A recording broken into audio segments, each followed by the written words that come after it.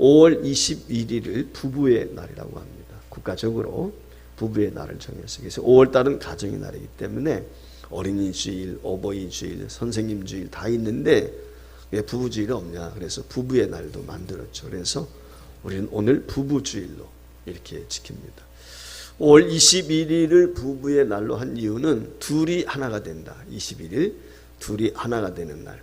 그게 이제 부부라고 그래서 5월 21일을 부부의 날로 이렇게 정했습니다. 그런데 현대 가정은 해체의 위기를 맞이하고 있습니다. 증가하는 이혼으로 수많은 가족 관계가 깨어지고 있습니다. 반면에 결혼을 통해서 거룩한 언약을 지키고자 하는 사람들은 점점 줄어드는 추세인 것 같습니다. 무엇보다도 우려가 되는 것은 우리 기독교인들 중에서도 이혼을 큰 문제로 여기지 않고 있다고 하는 사실입니다.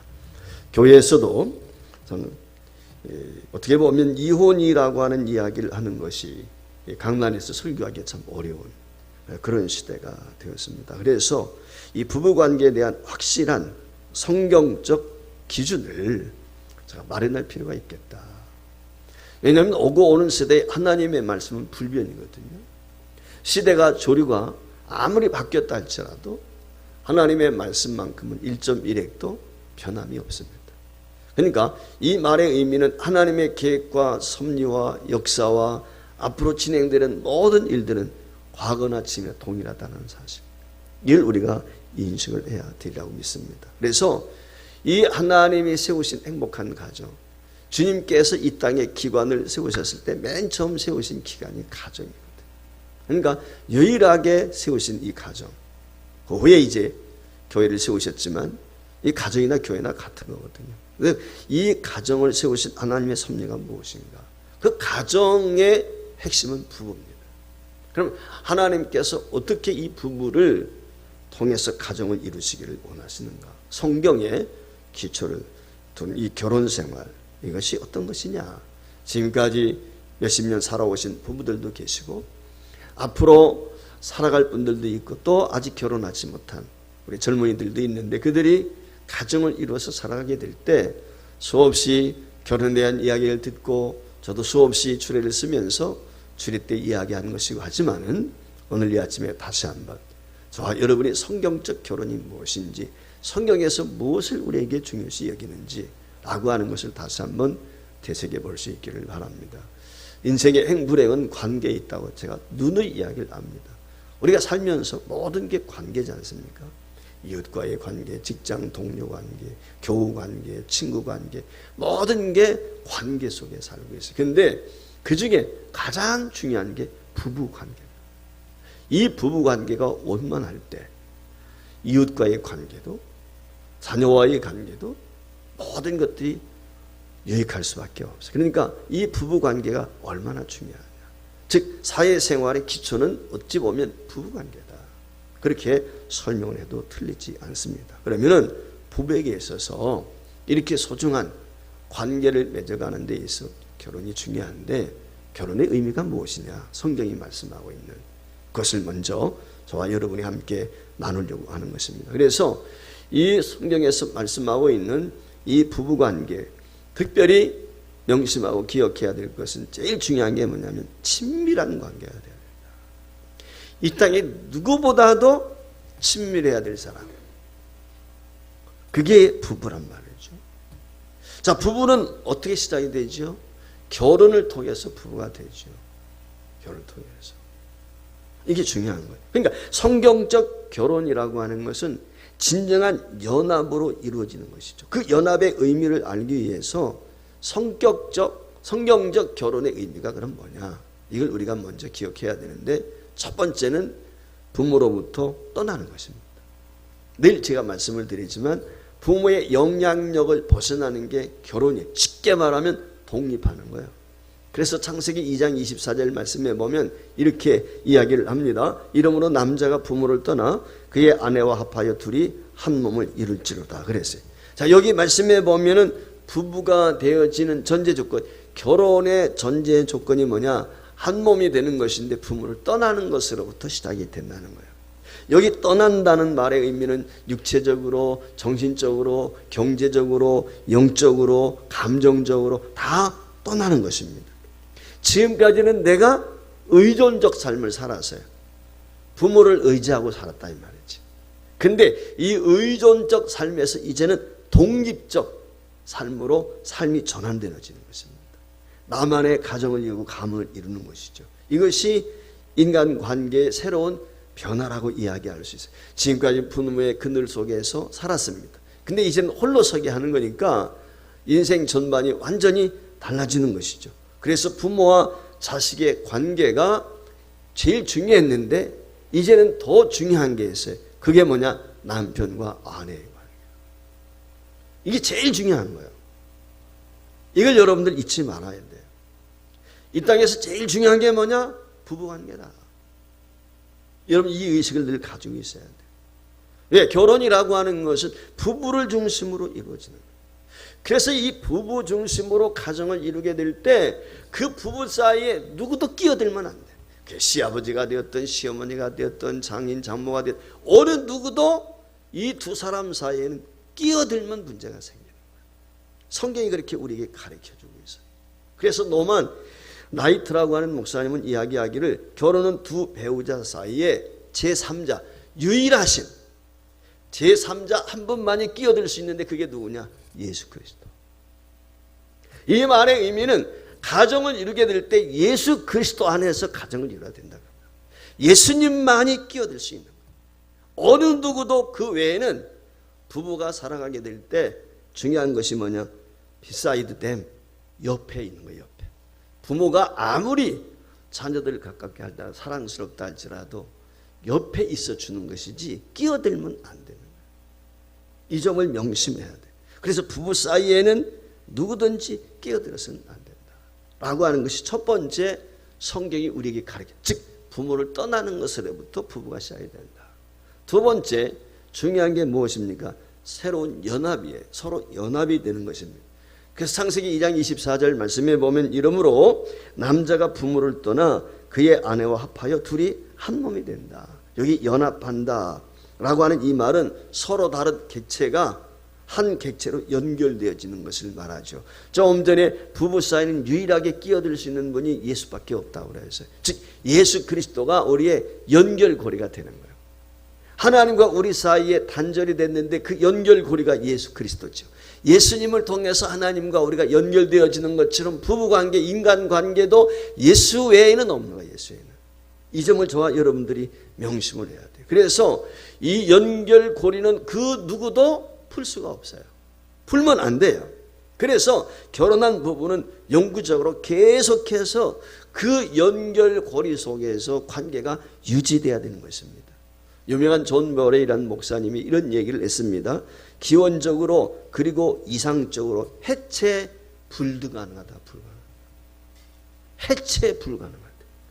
한번 결혼했다. 해체가 안 된다. 이게 성경이 이야기하는 거예요. 그러니까 결혼이라고 하는 것은 중단시킬 수 없는 것이고 해체 불가능하기 때문에 마치 무엇과 같으냐? 우리가 결혼하게 될 때 선서하잖아요. 서약을 하잖아요. 검은 머리 팥불이 될 때까지. 검은 머리 팥불이가 아니라 천국 갈 때까지. 영원한 천국에서까지. 영원한 부부. 그렇기 때문에 이혼은 계약 위반이 되는 것이고 이혼이라고 하는 것은 한마디로 말하면 반역적 행위가 된다고 하나님께서 미워하십니다. 하나님이 미워하시는 몇 가지가 있단 말이죠. 근데 그 중에 하나가 뭐냐면 이혼이에요. 죄송한데. 제 말이 아니라 학개서에 보면 이렇게 기록이 되어 있습니다. 학개서 2장 16절에 말라기서 2장 16절에 같이 읽습니다. 시작. 이스라엘 하나님 여호와가 이르노니 나는 이혼한 것과 옷으로 학대하는 자를 가리키는 자를 미워하노라. 만군의 여호와의 말. 이 옷으로 학대를 가린다는 말의 의미는 뭐냐면 폭력해하는 거죠. 가정폭력 요즘 많죠. 그러니까 하나님이 미워하시는 것 이혼과 가정폭력이다. 이 점을 우리가 명심을. 그만큼 이 연결고리를 끊어서는 안 된다. 이게 성경이 이야기야. 세 번째 중요한 것이 뭐냐? 한 몸을 이루라는 거예요. 부부는 한 마음이 돼야 되는 거예요. 가정을 이룬 부부는 둘이 한 몸이 됨으로써 더 이상 두 사람의 개개인이 아니에요. 요즘에 개인주의가 팽배하고 있잖아요. 그러나 두 사람이 한 몸을 이루는, 하나님께서 우리 인간을 만드실 때 어떻게 남자에게서 여자를 취하셨어요. 남자에게서 여자를 취했다. 남자로 하여금 잠들게 하고 갈빗들을 취해서 여자가 되게 하셨고, 그 여자가 되게 하신 아담과 하와를 짝지어서 가정을 한 몸이, 본래 남자와 여자는 한 몸이었어요. 한 몸. 한 몸이었는데 하나님이 여성을 만든 거죠. 다시 한 몸이 되는 거예요. 이게 성경에서 이야기하는 거예요. 연합의 의미가 그런 것입니다. 그러니까 부부라고 하는 말은 하나가 되는 것입니다. 그래서 마태복음 19장 1절 말씀에 보면은 주님께서 결혼에 대한 말씀을 이렇게 이야기하셨어요. 그런즉 이제 둘이 아니요 한 몸이니 그러므로 하나님이 짝지어 주신 것을 사람이 나누지 못할지니라. 한 몸을 이룬다는 이 말의 의미는 뭐냐? 영적으로 육체적으로 관계 속에서 완성되는 부부에게 주신 하나님의 특권이고 축복입니다. 여러분, 부부 가정이라고 하는 것은 하나님이 주신 선물이에요. 이 점을 우리가 명심을 해야 돼요. 믿음이 뭐예요? 하나님의 선물 아닙니까? 똑같아요. 가정의 부부 생활도 그런 것입니다. 그래서 둘이 헤어지는 것, 즉 이혼이라고 하는 것은 하나님의 약속인 한 몸을 파괴하는 허물이 있단 말이죠. 죄가 된단 말이죠. 그래서 이 점을 우리가 명심해야 될 줄 믿습니다. 그래서 서로를 위해서 지음받은 존재다. 그게 부부라고 하는 것입니다. 이 신앙이 분명한 사람들이 건강한 가정, 행복한 가정을 이룰 수가 있는 것입니다. 첫 번째, 저와 여러분의 부부관계는 친밀한 것이다. 이 점을 명심할 수 있기를 부탁을 드리겠습니다. 이 부부관계가 친밀해지게 되면 한 몸을 이루는 연합의식이 생기는 것입니다.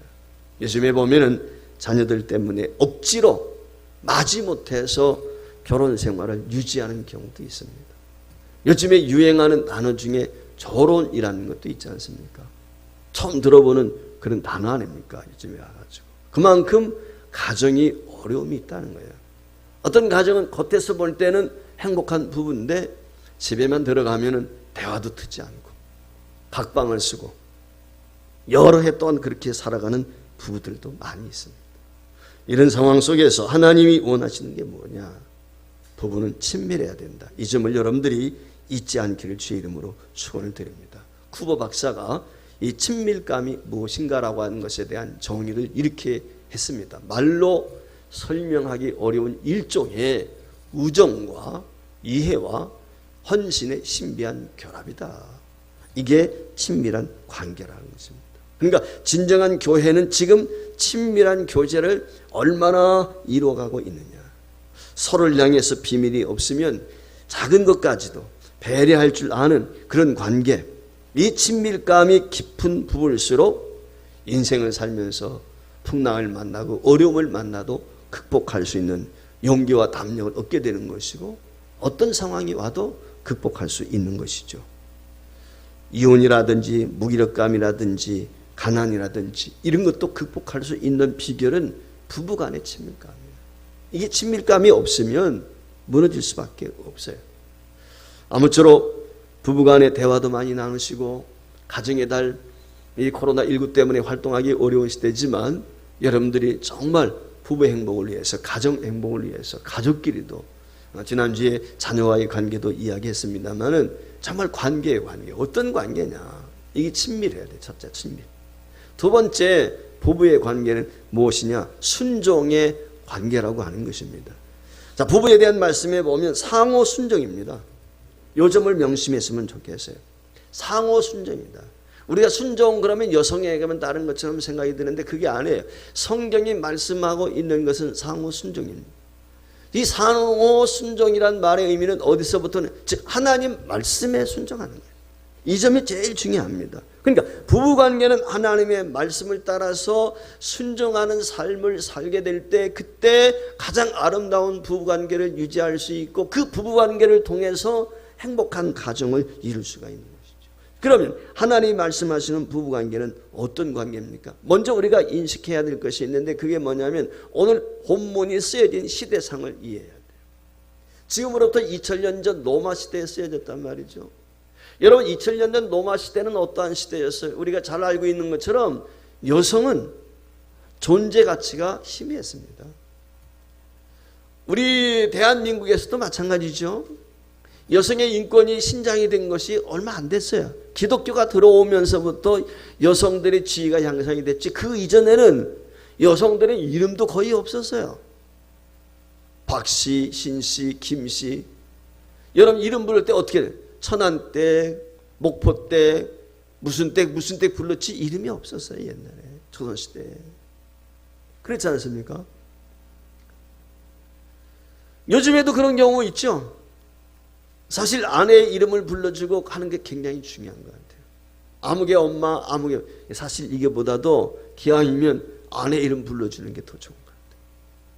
근데 이 시대에, 이 로마 시대의 여성의 지위라고 하는 건 상상을 할 수가 없는 것인데, 그때 오늘과 같은 이런 말씀이 주어졌다는 거예요.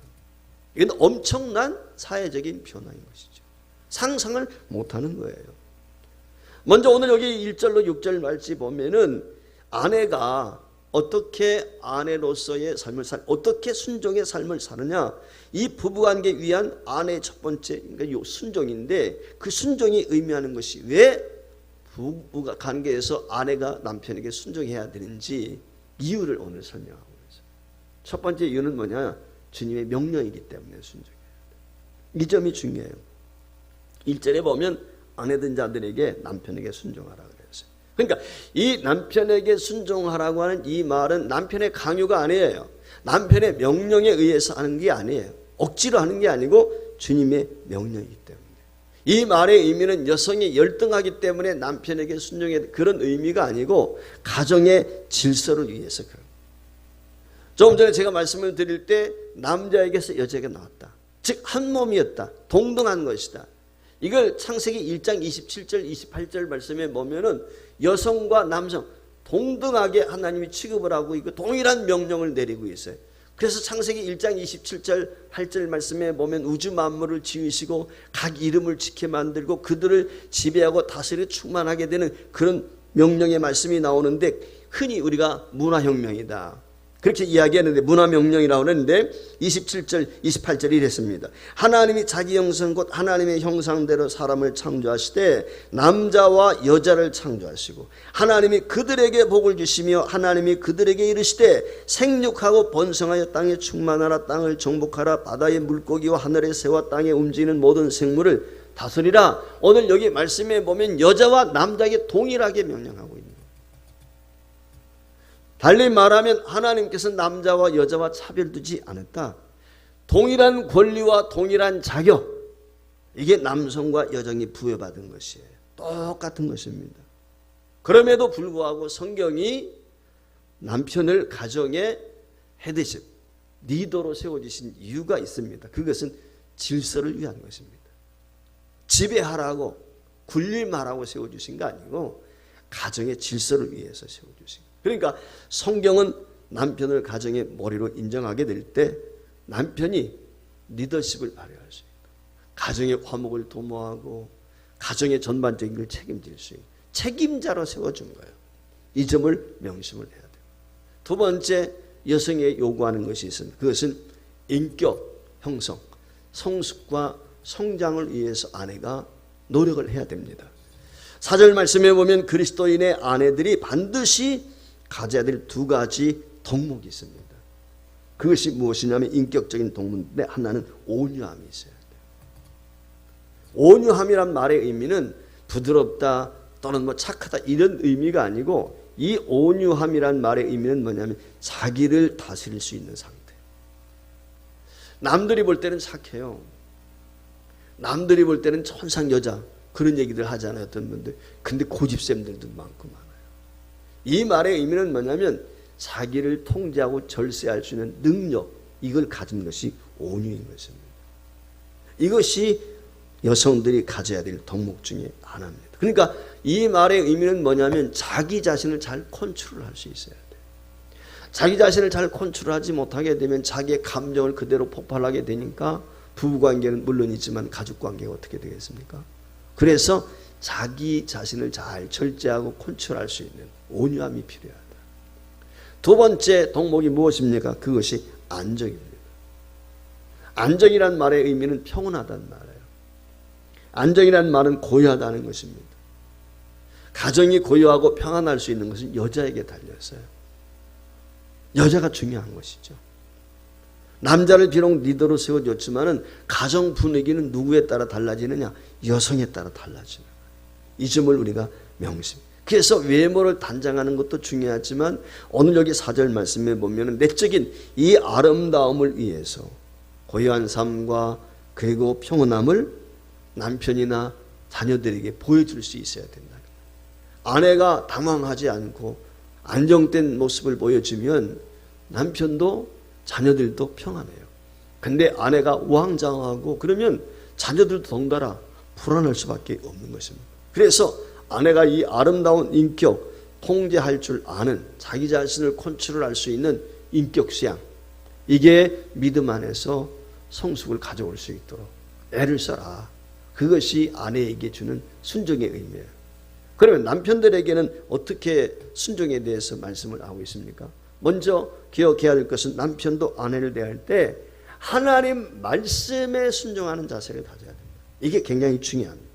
오늘 7절 한 절밖에 안 됐지만 7절 한 절 말씀을 하면서 남자들도 남편들도 이 말에 앞에 있는 걸 다 받는 거예요. 그래서 남편된 자들아 이와 같이 지식을 따라 너희 아내와 동거하고 그를 더 연약한 그릇이요 또 생명의 은혜를 함께 이어받을 자로 알아 귀여기라. 이는 너희 기도가 막히지 아니하게 하려 함이라. 그래서 여기 말씀에 보면 이와 같이 지식을 따라 한다고 말씀했는데 이와 같이 지식을 따른다는 이 말의 의미는 사도들의 말씀, 사도들의 권면, 교훈이죠. 즉 오늘날로 말하면 성경이에요.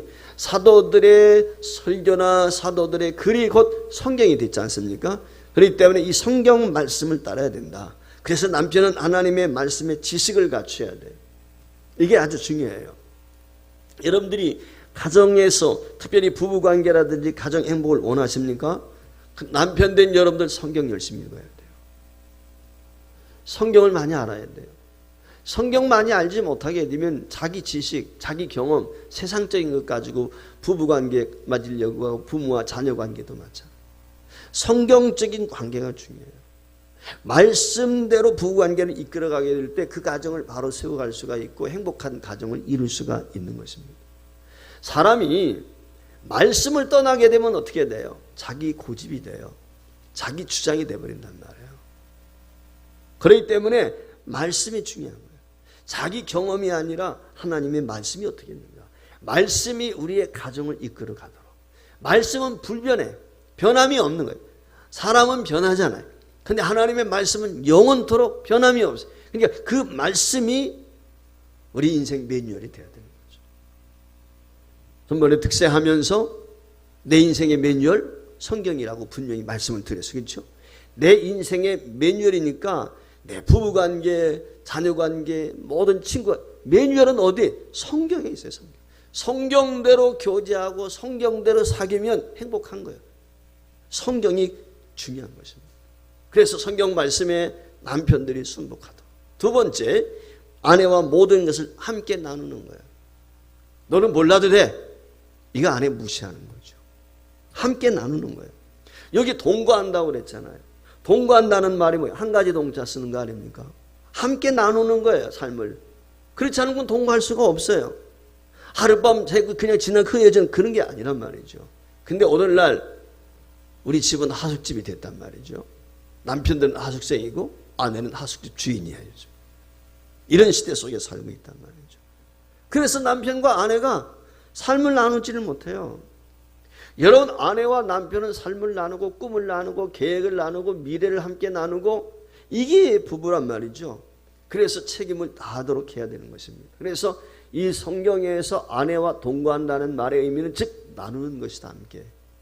남편된 여러분들 명심하시길 바랍니다. 대소사 모든 것들을 아내와 상의하십시오. 임의대로 하지 말고. 세 번째 중요한 게 있습니다. 아내를 진정으로 아끼는 것입니다. 저도 우리 사모를 잘 아껴주지 못하지만 설교할 때 찔림이 되고 그런 게 많은데 어쨌거나 우리가 아내를 정말 아껴줘야 돼요. 아낀다는 말에 할 때 오늘 여기 성경 말씀에 보면 아내를 연약한 그릇이라고 그랬어요. 자, 여러분들 우리가 톡이라든지 자기 같은 거 그런 게 있을 때 어때요? 깨지기가 쉽잖아요. 그러니까 이쁘고 멋지게 생긴 그런 뭐 본차이나 이런 그릇들이 있지 않습니까? 여러분 다룰 때 어떻게 다룹니까? 아주 조심해서 다루죠. 그러니까 아내라고 하는 특성이 그렇다는 거예요. 깨지기 쉽다는 거예요. 아내가 누구예요? 본차이나야 본차이나. 왜? 에? 왜 본차이나야 아내가? 본차이나 뭘로 만들었죠? 뼈로 만든대, 뼈로. 그러니까 아내가 본차이나 어떻게 보면 무슨 얘기인지 깨지기 쉽단 말이죠. 상처 입기 쉬운 거예요. 그게 아내의 속성이 그렇게 돼 있어요. 그래서 연약한 그릇이라는 것을 인정하고 우리가 조심해서 다뤄야 된다. 그래서 예배서 5장 25절에 보면 그랬어요. 남편들아 아내 사랑하기를 그리스도께서 교회를 사랑하시고 그 교회를 위하여 자신을 주신 같이 하라. 왜? 아내가 깨어지기 쉬운 그릇이기 때문에. 그래서 조심조심 다뤄야 된다는 거예요. 남자에 비해서 여성들이 상처가 많아요. 부부싸움을 해도요, 남자는 잊어버려요. 그런 경우가 많아요. 그런데 여성들은 어때? 그 가슴에 담아두고 있다. 자, 한 화병 있잖아, 화병. 대한민국 사람들 누구에만 있는 화병이에요? 남자들에게 있어요? 없어요. 남자 누구에게 있어요? 여자들이. 이게 의학용어로 등재가 됐지 않습니까? 세계적으로. 한국인까지 화병. 이게 뭐예요? 참고 눌러가지고 그냥 자기 감정 컨트롤을 말이지 하지 않고 눌러가지고 병이 되는 거잖아요.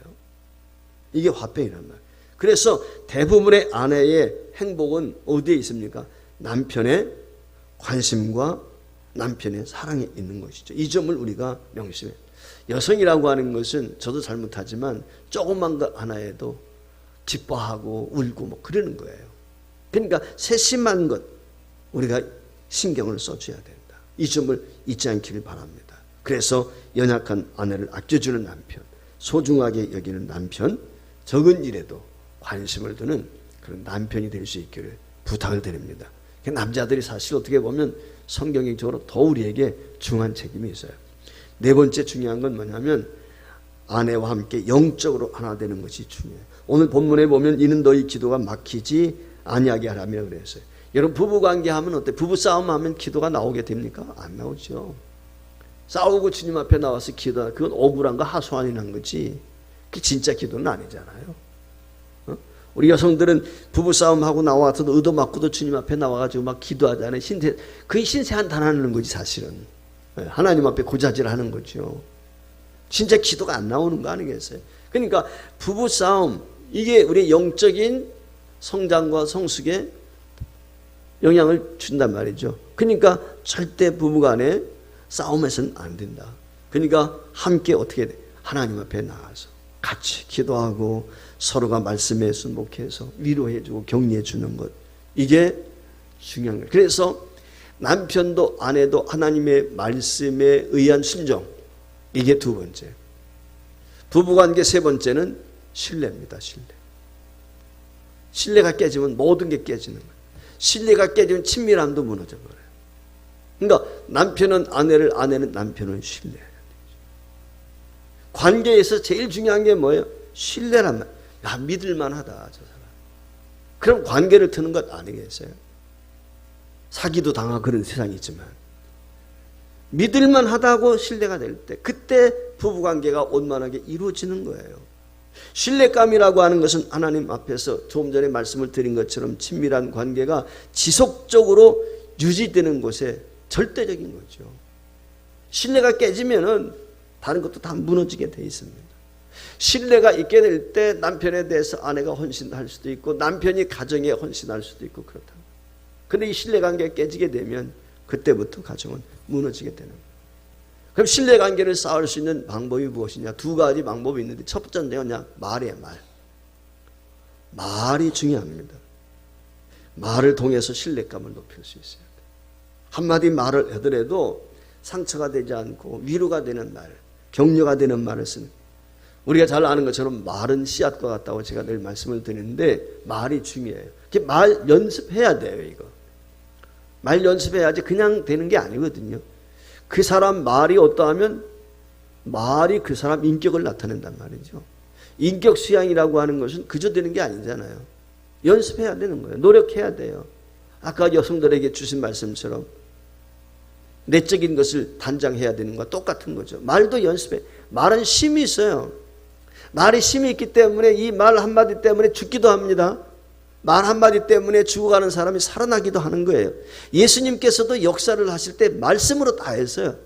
죽은 나사로 말씀으로 명하셨어요. 야이로의 딸 달리다 하고 말씀을, 이 말이 능력이 있단 말이죠. 그러니까 오늘 우리가 말을 하게 될 때 비판하는 말, 원망하는 말, 투정하는 말, 비난하는 말, 특별히 부부관계가 중요한데 부모가 자녀들 앞에서 아내 욕하고 남편 욕하면 절대 안 돼요. 그럼 신뢰가 무너지는 거예요. 비록 부족한 점이 있어도 자녀들 앞에서는 아내를 추워주고 남편을 인정해주고 존경해, 이게 중요한 것인데 만에 하나라도 남편에게 뭐 당신 이러냐 말이죠. 아내에게 너는 이것밖에 못하냐, 자녀들 앞에 이런 모습을 보게 되면 신뢰관계는 깨지는 거예요. 그때부터. 네. 내가 내 허물 알잖아요. 그럼에도 불구하고 자녀들 앞에서 남편의 권위를 세워주고 아내의 엄마로서의 권위를 세워주게 되면 남편이나 아내에 대해서 더 신뢰하게 되는 것이죠. 저와 여러분은 성령 받은 사람들이기 때문에 특별히 말에 조심해야 돼요. 말은 그대로 이루어지는. 그래서 우리는 죽음의 말이 아니라 생명의 언어를 해요. 살아있는 말, 격려하고 위로하고 칭찬하는 말. 잘 되지 않는 것이지만 이 점이 우리에게 중요해요. 여러분, 서로를 세워주는 말은요 꼭 뭐와 같으냐, 저기 나와 있는데 가정이라는 기호에 최고급 윤활유를 공급하는 것 같다. 여러분, 기계가 어때요? 우리가 기어 변동 자동차도 그렇지만 모든 기계 그 돌릴 때 어떻습니까? 뻑뻑 소리가 나잖아요. 근데 그 윤활유를 넣으면은 아주 부드럽게 돌아간단 말이죠. 말이라는 것이 중요합니다. 그래서 부부관계에서도 이 대화, 경청과 들어주는 것들, 또 말하는 것들, 이런 것들을 우리가 잘 해야 돼요. 중간에 말 끊는 것, 이런 것들이 잘, 남자들도 그렇고 여자들도 그렇고 어떻게 보면 중간에 그냥 말 툭툭 끊는 경우도 많이 있잖아요. 끼어들어가지고. 그럼 기분이 상하고 막 그렇잖아요. 그래서 이 말하는 걸 여러분들이 조심하도록.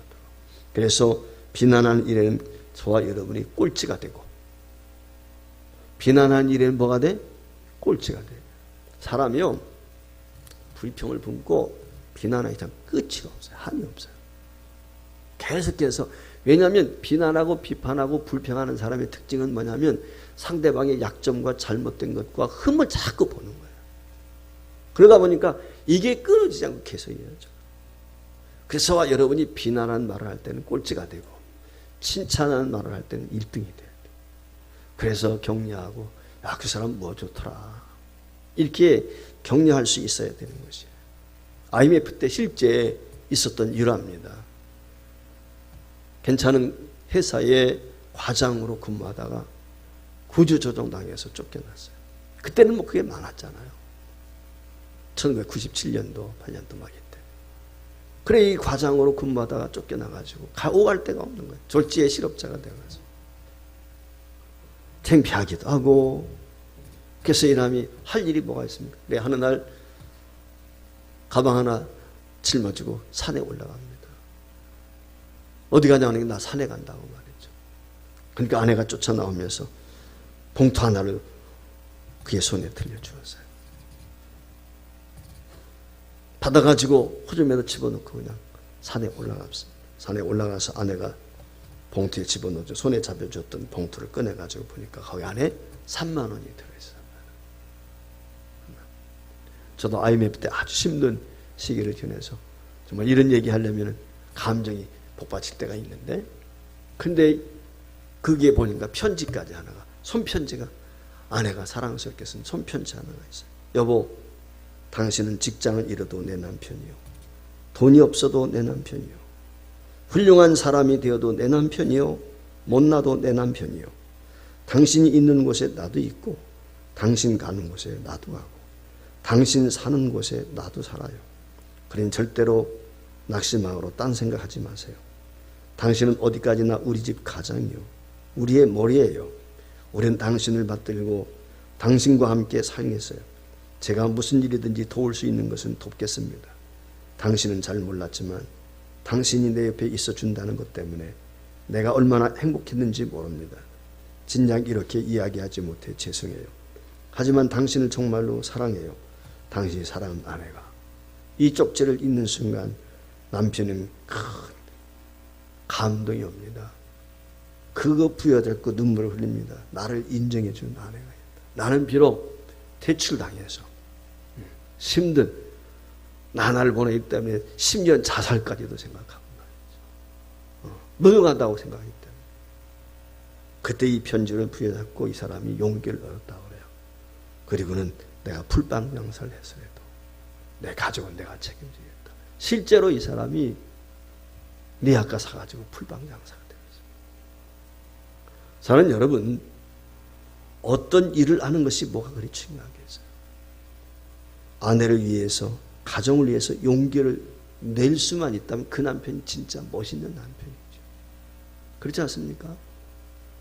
아내를 위해서, 가정을 위해서 하다못해 쓰레기를 준 그는 위대하다고 저는 생각해요. 그런 남편이라면 그렇지 않습니까? 존경할 만하죠. 동시에 그런 남편에게 용기를 줄 수 있는 아내라면 그런 아내는 훌륭한 아내죠. 잠언서에 나오는 현숙한 아내가 아닐지라도 우리는 남편에게 용기를 주고 아내에게 신뢰를 줄 수 있는 그런 부부가 돼야 됩니다. 거기에 행복이 있습니다. 말이 중요합니다. 근데 더 중요한 게 있습니다. 신뢰를 쌓는 데 있어서 행동입니다. 행동. 말은 천상유수처럼 잘하는데 지키지 못하는 사람들이 있다. 삶이 동반돼야 되는 거예요. 그러니까 부부간의 신뢰 회복은 말로만 끝나는 것이 아니고 행위를 통해서 보여줘야 돼요. 행동을 통해서. 이 진정한 행동이 있을 때 남편이나 아내나 피차간에 신뢰가 쌓이는 거죠. 부부관계는 신뢰가 무너지게 되면 끝이에요. 죄송하지만 제가 목회자가 되겠다, 선교사가 될 것인가, 목회자가 될 것인가, 무엇을 할 것인가, 전 목회자가 되겠다, 이런 생각을 갖고 목회만 해왔어요. 제가 원칙 중에 하나가 있습니다. 그게 뭐냐, 신방은 절대 혼자 안 간다. 신방은 항상 제 아내를 동반해요. 남자 형제를 만날 때도 아내를 데리고 가고 여자 자매를 만날 때도 아내를 데리고 가고 혼자 거의 가는 게 별로 없어요. 어쩌다 한번 특별한 케이스가 아니면, 가급적이면 부부 동반한다. 특별히 이성간에는 더 많아요. 여러분, 오늘날 우리 사회의 가장 큰 문제가 뭐예요? 신뢰가 깨진 성적인 문제입니다. 이성 문제. 이게 심각한 문제예요. 그러다 보니까 우리 사회에 만연하는 것이 뭐예요? 사람들 사이에 남편 따로 애인 따로, 아내 따로 애인 따로, 뭐 이런 이상한 얘기들. 얼마 전에 어떤 분이, 목사님 혹시 부부의 세계 봤습니까? 그게 무슨 세계인데? 그런 게 있어요. 뭐가 그런 게 있어? 무슨 뭐 어디 무슨 방송인지 모르겠는데 거기서 연속극 있대. 연속극. 뭐 김희애인가 누가 나와가지고 했는데 그거 목사님 한번 꼭 봐야 된대. 그걸 내가 뭐하러 봐? 그 참, 왜 제가 이런 말씀을 드리냐? 오늘날 그걸 봤다고 제가 잘못했다는 게 아니고 TV나 연속극의 모든 것들이 뭐 불륜이잖아요. 여러분 10가지 다 불륜이에요. 단 한 가지도 깨끗한 게 없잖아요. 예수 믿는 사람들은 오늘부터 TV 드라마 보지 마세요. 부탁드립니다. 진짜. 우리 영혼을 피폐하게 만든. 그리고요, 사람은 보는 대로 행동하게 돼 있어요. 보는 대로 말하게 돼 있어요. 연속극에서 아내가 남편 무시하는 거 보면 자기도 모르는 사이에 내 남편 무시해요. 아내도요, 남편도 똑같은 거예요. 무슨 얘기인지 아시겠어요? 보는 게 중요해요. 무엇을 보느냐에 따라서 우리가 옮겨가는 거예요. 행동, 생각도. 그게 영상이라고 하는 게 우리 머릿속에 뇌리에 딱 박히게 되면 이게 금방 사라지는 게 아니잖아요. 꿈속에도 나타나잖아요. 그러니까 얼마나 중요해요, 이게. 그래서 여러분들 예수 믿는 성도들은 가려봐야 됩니다. 가려봐야. 듣는 것도 하나님의 음성 듣고 하나님을 보는 거, 하나님 말씀을 보는 거, 여기에 관심이 있어야지 세상적인 거 보니까 자꾸 세상적으로 가는 거예요. 신앙도 마찬가지예요. 이게 굉장히 중요해요. 특별히 우리 남성들이요, 세상 생활하게 될 때 특별히 이성적인 면에 조심해야 돼요. 부부 신뢰 깨지는 게 그런 게 많단 말이에요. 그래서 베드로전서 5장 말씀에 보면 베드로가 우리에게 뭐라고 8절에서 이야기합니까? 같이 읽어봐요. 시작. 근신하라, 깨어라. 너희 대적 마귀가 우는 사자같이 두루다니며 삼킨. 마찬가지. 지금 더하단 말이에요. 지금 더. 뭐 요즘에 한참 뉴스에 나왔던 엠번방이라든지 무슨 뭐 가시라든지 무슨 것 뭐 이런 것들 여러분들 이게 우리의 자녀들의 모습이에요. 오늘 이 시대의 모습이에요. 이게 기가 막히지 않습니까? 만약 가정을 잘 꾸리고 잘 만들어 가고 싶다면 저와 여러분들이 어떻게 해야 돼요? 그 가정에 신뢰가 있어요. 부부관계, 부부가 무너지면 가정이 무너지는 거예요. 이게 제일 중요한 거예요. 기초, 가정의 행복의 기초는 부부예요. 부부. 그렇기 때문에 이 부부관계 원만해야 되고 아름답게 복되게 만들어갈 수 있어야 됩니다. 그러기 위해서 첫째, 친밀해야 돼요. 자주 얘기 나눠야 돼요. 둘째, 피차 순종하는 마음 가져요. 하나님 말씀이 근거가 돼야 돼요. 내 얘기가 아니고 내 말이 아니고 내 주장이 아니고 하나님의 말씀이 이렇다. 세 번째, 신뢰입니다. 신뢰가 무너지면 모든 게 다 무너지는 거예요. 이 때문에 모든 관계는 기초가 신뢰잖아요. 특별히 부부관계 얼마나 신뢰가 중요한지, 성경이 보여주는 남편과 아내가 어떠해야 되는지, 하나님이 보호하신 믿음의 가정은 어떠해야 되는지, 하나님이 함께 하시는 가정, 하나님이 복을 주시는 가정은 어떤 가정인지, 어떤 부부여야 되는지, 어떤 부모와 자녀 관계여야 되는지, 형제 관계가 돼야 되는지, 가족 관계가 돼야 되는지, 4번에 걸쳐서 저와 여러분들과 함께 말씀을 나누는데, 이게 그냥 가정의 달 맞이해서 듣고 한 귀로 흘러버리는 것이 아니라 여러분들에게 나눠준 이 페이퍼 가지고서 가정에서도 한 번씩 살펴보라고 이거 만든 거예요. 그래서 여러분들이 가정에서 한 번씩 돌아보면서 가족관계, 부모와 자녀관계, 더 나아가서 부부관계 어때야 되는지, 정말 하나님이 그 세우신 유일한, 어떻게 보면 첫 번째 기관이 가정인데, 여호와께서 집을 세워주신 그 가정이 되어서 평안하고 기쁨이 있고 소망이 있고 감사와 찬송이 떠나지 않는 행복한 가정 이룰 수 있기를 주의 이름으로 축복합니다.